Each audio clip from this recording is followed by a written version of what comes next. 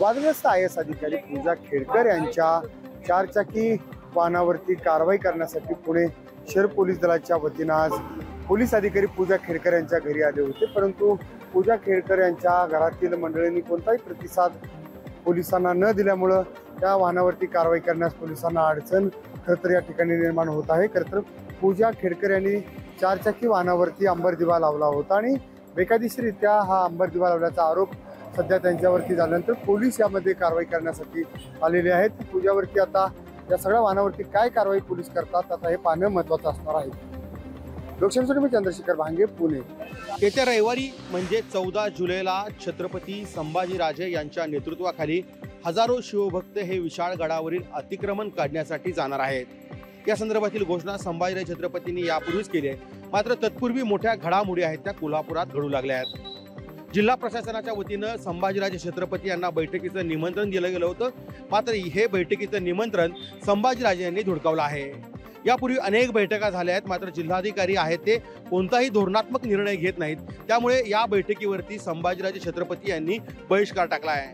तर संभाजीराजेंच्या कार्यकर्त्यांनी आज कोल्हापूरच्या प्रेस क्लबमध्ये पत्रकार परिषद घेऊन कोणत्याही परिस्थितीत आम्ही त्या ठिकाणी जाणार आहोत, शिवाय आमच्यासोबत हातोडा आणि बरेचसंच असं मटेरियल असणार आहे की जेणेकरून आम्ही त्या ठिकाणची स्वच्छता मोहीम राबवू आणि त्या ठिकाणी असणारं अतिक्रमण देखील दूर करू, असा इशारा त्यांनी जिल्हा प्रशासनाला दिला आहे।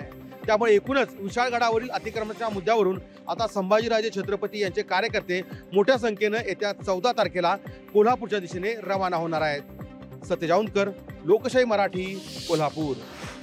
केंद्र सरकारकडून रिक्षा आणि टॅक्सी वाहनांना लागू करण्यात आलेल्या विलंब शुल्क विरोधात सांगलीमध्ये रिक्षा, टॅक्सी आणि व्हॅन चालक मालक संघटनेकडून बेमुदत संप पुकारण्यात आलेला आहे। मध्यरात्रीपासून सांगली शहरासह जिल्ह्यातील रिक्षा चालकांनी रिक्षा व्यवसाय बंद ठेवत सांगलीच्या जिल्हाधिकारी कार्यालयासमोर बेमुदत ठिय्या आंदोलन सुरू केलेलं आहे। जिल्ह्यातील रिक्षा आणि टॅक्सी व वाहन मालक चालक यामध्ये सहभागी झाले असून केंद्र सरकारकडे जाचक विलंब शुल्क रद्द करण्याची मागणी करण्यात येत आहे, मात्र तरी देखील सरकारकडून दखल घेण्यात येत नसल्याचा आरोप करत आंदोलन पुकारण्यात आलं आहे। जिल्ह्यातील जवळपास 8,500 रिक्षा आणि टॅक्सी व्हॅन चालक यामध्ये सहभागी झालेले असून जोपर्यंत मागण्या मान्य होत नाहीत तोपर्यंत आंदोलन सुरूच राहील आणि ते अधिक तीव्र केले जाईल, असा इशारा यावेळी रिक्षा संघटनेकडून देण्यात आलेला आहे। कॅमेरामॅन सुजितसह संजय देसाई, लोकशाही मराठी, सांगली। सत्ताधाऱ्यांच्या विरोधात सत्ताधारी म्हणजेच एकनाथ शिंदे शिवसेना गटाचे आमदार चंद्रकांत पाटील यांच्या विरोधात भारतीय जनता पार्टीचे पदाधिकारी चंद्रशेखर अत्तरदे, भारती अत्तरदे यांच्यासह त्यांचे सर्व कार्यकर्ते आज जिल्हाधिकारी कार्यालयासमोर त्यांच्या मागण्यांसाठी उपोषणाला बसले आहेत। भुसावळ तालुक्यातील साकेगाव माजी जिल्हा परिषद सदस्या माधुरी अत्तरदे यांच्या मालकीचा गट क्रमांक 1997/2/2 आहे। त्याच्या सर्व परवानगी घेऊन त्यांनी अभिन्यास मंजूर केला आहे, पण शिंदे गटाचे आमदार चंद्रकांत पाटील यांनी केलेल्या तक्रारीवरून मुख्यमंत्री एकनाथ शिंदे यांनी त्याला स्थगिती दिली आहे। त्यांच्या विरोधात माधुरी अत्तरदे व त्यांचे पती चंद्रशेखर अत्तरदे जिल्हाधिकारी कार्यालयासमोर उपोषणात बसले आहे। यावेळी त्यांनी मुख्यमंत्री व आमदार चंद्रकांत पाटील यांच्यावर गंभीर स्वरूपाचे आरोप केले व एक शेतकरी महिला म्हणून त्यांची पत्नी माधुरी अत्तरदे तिच्यावर अन्याय होत असल्याचा आरोप यावेळी चंद्रशेखर अत्तरदे यांनी केला आहे। जोवर आम्हाला न्याय मिळणार नाही तोवर आमरण उपोषण सुरूच राहील, असाही इशारा यावेळी शासन व प्रशासनाला देण्यात आला आहे।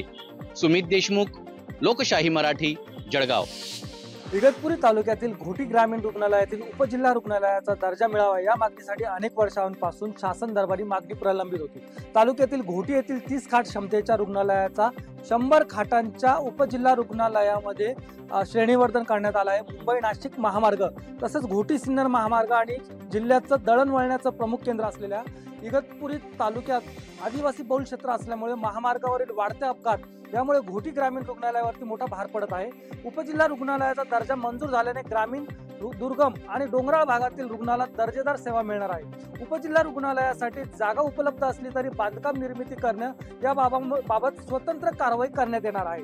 यामुळे आपत्कालीन व्यवस्था सुधारणार आहे। त्याचबरोबर घोटी उपजिल्हा रुग्णालय तयार झाल्यास अनेक सोयी सुविधा या ठिकाणी उपलब्ध होणार आहेत।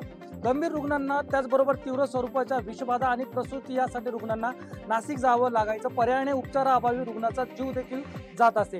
ग्रामीण भागामध्ये उपजिल्हा रुग्णालयाचा दर्जा मिळाल्यानंतर मनुष्य आणि आरोग्य सेवा आणि सुविधा देखील यामुळे सुधारणार असल्याने इगतपुरी तालुक्यामध्ये घोटी ग्रामीण उपजिल्हा रुग्णालय तयार झाल्याने नागरिकांसाठी फायद्याचं ठरणार आहे.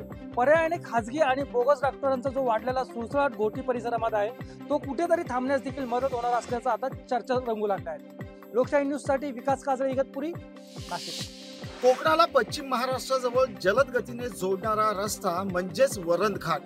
वरंध घाट पावसाळ्यामध्ये धोकादायक बनलेला आहे. वरंध घाटामध्ये दरडी कोसळण्याचा धोका आहे, त्याचबरोबर संरक्षण कठडे कोसळलेले आहेत आणि रस्ता सुद्धा काही ठिकाणी वरती खचलेला आहे.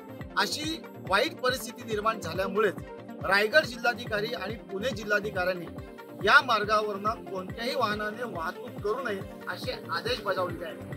मात्र तरी देखील जिल्हाधिकाऱ्यांचा आदेश झुगारून वरंध घाटामध्ये प्रवासी वाहतूकसह खासगी वाहनांचा देखील वावर सर्रासपणे पाहायला मिळत आहे. पुणे बाजू असेल किंवा रायगड बाजू असेल, दोन्हीकडे कुठेही बॅरिगेटिंग केलेली दिसत नाही किंवा कुठेही पोलिसांचा बंदोबस्त ठेवलेला नाही किंवा वरंध घाट वाहतुकीसाठी पूर्णपणे बंद केलाय अशा आशयाचे फलक देखील शासनाकडून लावले गेले नाही आणि म्हणूनच धोकादायक रस्ता असतानाही वाहनांची वर्दळ या घाटातून पाहायला मिळते.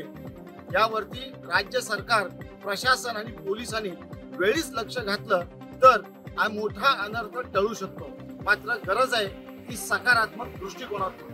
व्हिडिओ जर्नलिस्ट ओम गोरेगावकर सह भारत गोरेगावकर, लोकशाही मराठी, रायगड. नाशिकमध्ये डेंग्यूच्या डासांनी थैमान घातलेलं आहे. जुलैच्या सुरुवातीच्याच आठवड्यात तब्बल डेंग्यूचे 96 रुग्ण आढळलेले आहेत, तर जानेवारीपासून आतापर्यंत 365 डेंग्यूच्या रुग्णांची नोंद झाल्याने नागरिकांमध्ये भीतीचं आणि चिंतेचं वातावरण पसरलेलं आहे. याच सगळ्या पार्श्वभूमीवर महानगरपालिकेचा आरोग्य विभाग देखील सतर्क झालेला आहे. नागरिकांना काळजी घेण्याचं आवाहन नाशिक महानगरपालिकेच्या वतीने करण्यात आलेलं आहे. तर नाशिक महानगरपालिका देखील ठिकठिकाणी धूर फवारणी करत आहे. त्याचप्रमाणे डासाच्या उत्पत्तीचे जे केंद्र आहे ते नष्ट करण्याचं काम महानगरपालिकेच्या वतीने केलं जाते. तर नागरिकांनी देखील पुढे येऊन आपल्या घरामध्ये फ्रीज खालील पाण्याचा ट्रे असेल किंवा कूलर, जुन्या कुंड्या ज्यामध्ये डेंग्यूच्या डासाची उत्पत्ती वाढेल अशा गोष्टी ज्या आहेत त्या नष्ट कराव्या असं आवाहन नाशिक महानगरपालिकेच्या आरोग्य विभागाच्या वतीने करण्यात आलेले आहे. त्यामुळे एकूणच जर बघितलं तर डेंग्यूच्या रुग्णांची वाढती संख्या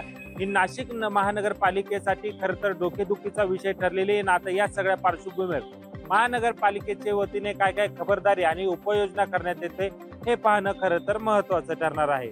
महेश माले, लोकशाही मराठी, नाशिक. कर्नाटकातून सोलापुरात दरोडा टाकण्यासाठी आलेल्या दरोडेखोरांना विजापूर नाक्याच्या पोलिसांनी अटक केलेली आहे. एकूण 9 दरोडेखोरांना जे आहे ते विजापूर नाक्याच्या पोलिसांनी जे आहे ते अटक केलेली आहे. सोलापुरातील कुंभार येथे असलेल्या अश्विनी हॉस्पिटल या ठिकाणी जे आहे ते हे दरोडेखोर जे आहे ते दरोडा टाकणार होते. मात्र दरोडा टाकण्यापूर्वी जे आहे ते विजापूर नाक्याच्या पोलिसांनी या 9 जणांना अटक केलेली आहे. दरोडा टाकण्यासाठी जे साहित्य लागतं ते साहित्य देखील जे आहे ते या दरोडेखोरांकडून जे आहे ते विजापूर नाक्याच्या पोलिसांनी जप्त केलेलं आहे. आणखीनही कुठे यांनी दरोडे टाकलेत का याचा देखील तपास जे आहे ते विजापूर नाका पोलीस करीत आहेत. वसीम अत्तार, लोकशाही न्यूज, सोलापूर.